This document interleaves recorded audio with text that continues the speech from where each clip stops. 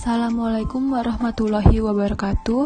Di sini kami dari kelompok 7 yang beranggotakan Anissa Rahmawati, Ayu Lestari, Belinda Ambarwati, Bernika Indrialis Ivana, Mela Dwi Istiqomah, dan Yuka Rizky Amalia akan menjelaskan materi tentang lesson study dalam pembelajaran matematika. Yang pertama ada pengertian lesson study. Lesson study adalah kegiatan pembelajaran yang dilakukan pendidik dan peserta didik secara kolaboratif dan berkelanjutan untuk meningkatkan kualitas pembelajaran. Menurut Sato dalam Nuraida dan Putri, lesson study adalah kegiatan di mana guru bukan hanya mengajar, namun dapat meninjau kembali serta menganalisis bagaimana cara belajar peserta didik, serta kesulitan peserta didik dalam menerima pelajaran. Adapun ciri-ciri dari lesson study yaitu 1. Adanya tujuan bersama untuk jangka panjang. 2. Materi pelajaran yang penting. 3. Studi tentang siswa secara cermat. 4. Observasi pembelajaran secara langsung. Selanjutnya, urgensi lesson study.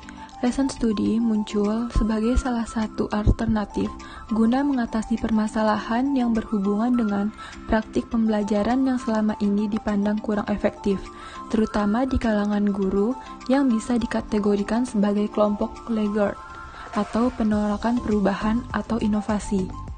Lesson study dapat dijadikan sebagai salah satu alternatif guna mendorong kreativitas guru dalam melakukan inovasi pembelajaran, pengembangan bahan ajar, maupun melaksanakan penelitian tindakan kelas atau PTK. Selain itu, lesson study bertujuan untuk melakukan pembinaan profesi pendidik secara berkelanjutan agar terjadi peningkatan profesionalitas pendidik secara terus-menerus. Menurut Bill Kerbin dan Brian Kopp, lesson study memiliki 4 tujuan utama, yaitu untuk 1. Memberikan pemahaman yang lebih baik tentang bagaimana siswa belajar dan guru mengajar. 2. Memberikan hasil-hasil tertentu yang dapat dimanfaatkan oleh para guru lainnya, di luar peserta lesson study. Yang ketiga, meningkatkan pembelajaran secara sistematis melalui inquiry kolaboratif. Dan yang keempat, membangun sebuah pengetahuan pedagogis, di mana seseorang guru dapat menimba pengetahuan dari guru lainnya. Selanjutnya, Catherine Lewis mengemukakan bahwa lesson study sangat efektif bagi guru karena telah memberikan keuntungan dan kesempatan kepada para guru untuk dapat 1. Memikirkan secara lebih teliti lagi tentang tujuan materi tertentu yang akan diajarkan kepada siswa. Kedua, memikirkan secara mendalam tentang tujuan-tujuan pembelajaran untuk kepentingan masa depan siswa. Ketiga, mengkaji tentang hal-hal terbaik yang dapat dilakukan dalam pembelajaran melalui belajar dari para guru lain atau peserta atau partisipan lesson study. Yang keempat, belajar tentang isi atau materi pelajaran dari guru lain sehingga dapat menambah pengetahuan tentang apa yang harus diberikan kepada siswa.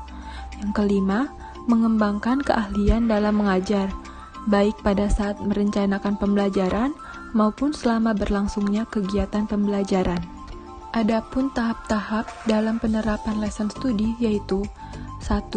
Perencanaan atau plan, yang kedua, pelaksanaan atau do, dan yang ketiga, refleksi atau see. Tahap perencanaan bertujuan untuk merencanakan pembelajaran yang dapat menjadikan siswa berpartisipasi aktif dalam proses pembelajaran. Perencanaan yang baik tidak dilakukan sendirian, tetapi dilakukan bersama atau mutual kolaboratif. Yang kedua, tahap pelaksanaan merupakan langkah penerapan rancangan atau rencana pembelajaran yang telah dirumuskan dalam praktek pembelajaran di kelas yang sebenarnya. Langkah ini bertujuan untuk menguji coba efektivitas model pembelajaran yang telah dirancang. Tahap refleksi dilakukan setelah selesai kegiatan pembelajaran yang langsung dilakukan diskusi antara guru dan pengamat yang dipandu oleh kepala sekolah atau fasilitator. Pengamat diminta menyampaikan komentar dan buah dari pembelajaran terutama berkenaan dengan aktivitas siswa. Berikut ini ada penerapan dari lesson study dalam pembelajaran matematika. Menurut Mutahara dan Takahashi, kunci dalam lesson study adalah kolaborasi antara guru dan siswa mencapai 4 hal sebagai berikut. 1. Memformulasikan tujuan pembelajaran dan pengembangannya. 2. Merencanakan, menyampaikan, dan mengobservasi. 3.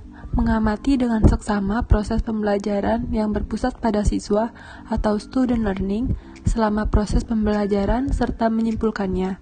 Dan 4. Mendiskusikan dan memperbaiki pelajaran dan pendekatannya berdasarkan pengamatan yang sudah dilakukan. Contoh penerapan lesson study.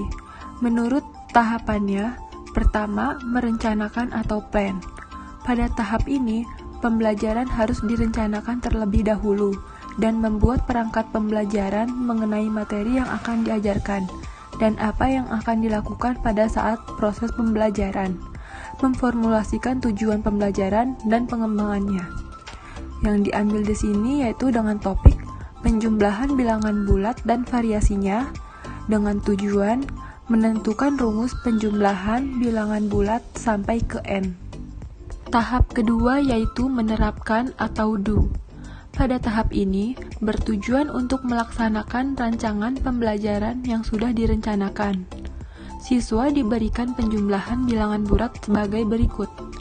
1 ditambah 2, 1 tambah 2 tambah 3, 1 tambah 2 tambah 3 tambah 4, 1 tambah 2 tambah 3 tambah 4 tambah 5, dan seterusnya sampai dengan penjumlahan ke n, yaitu 1 tambah 2 tambah 3 tambah 4 tambah 5 tambah 6 tambah hingga tambah n.